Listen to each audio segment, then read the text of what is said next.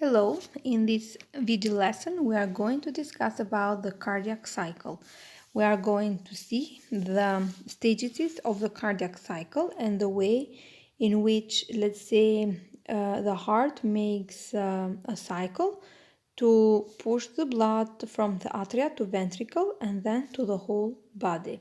So we are going to see the systole and the diastole of the chambers of the heart.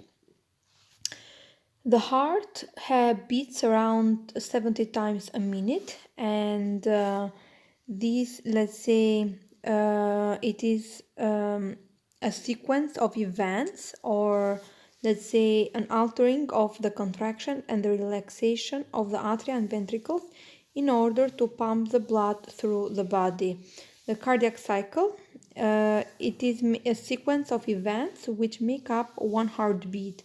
The cardiac cycle, it starts in the beginning of one heartbeat and ends when another one starts. For example, if the heartbeat starts, let's say, firstly into the atria, then it goes to the ventricle, then it ends until, let's say, it starts another contraction of the atria. The way in which the cardiac cycle it is described in different books, it is described depending on 3 stages or 4 or 5 stages. So in this video we are going to explain the cardiac cycle, let's say, depending on 3 stages. In general, the cardiac cycle has a diastolic phase, which is the phase in which the heart chambers are in a relaxed stage, as you can see in the picture 1, and a systolic stage, which let's say, or systole, where the heart chambers are contracting and pumps the blood towards the periphery via the arteries. So you can see the picture in here. But the way in which the atria and the ventricles contract, or the time in which they contract, and what happens when, for example, when the ventricle it is contracted, what happens to the atria, we are going to explain the stages of the cardiac cycle in 3 stages. And this let's say, both atria and ventricles undergo altering stages of systole and diastole. When the atria are in diastole, the ventricles are in systole, and let's say the vice versa. We are going first of all to describe what happens in the moment when the heart it is filled with blood. So we have the blood inside of the heart, and first of all what happens, it is the atrial systole. Atrial systole, it means that we have the contraction of both left and right atrium, and in these both chambers the blood flows from the atria inside of the ventricles.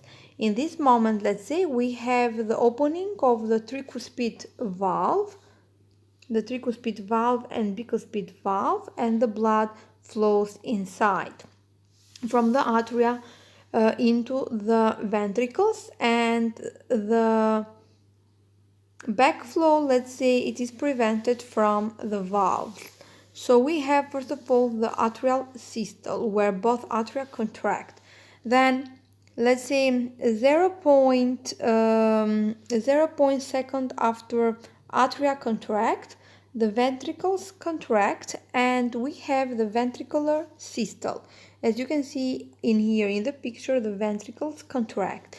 The atrioventricular valves, which are the valves which are found between the atria and the ventricle, are pushed shut by the pressure created from the blood, and so the blood will not be able to flow back into the atria. Blood flows from the ventricles into the arteries, such as aorta in here. So this contraction of the ventricles takes place of about 0.3 seconds. After that, it happens the ventricular diastole. Atria and ventricles in this case or in this stage are relaxed. The semilunar valves in the aorta and in the pulmonary artery are pushed shut and blood flows from the veins through the atria into the ventricles. So let's say that in the second stage we have a relaxed stage for both atria and ventricles. So the whole heart muscles, let's say, are relaxed, and the blood will flow from the veins into the two atria, and the pressure in this case it is low.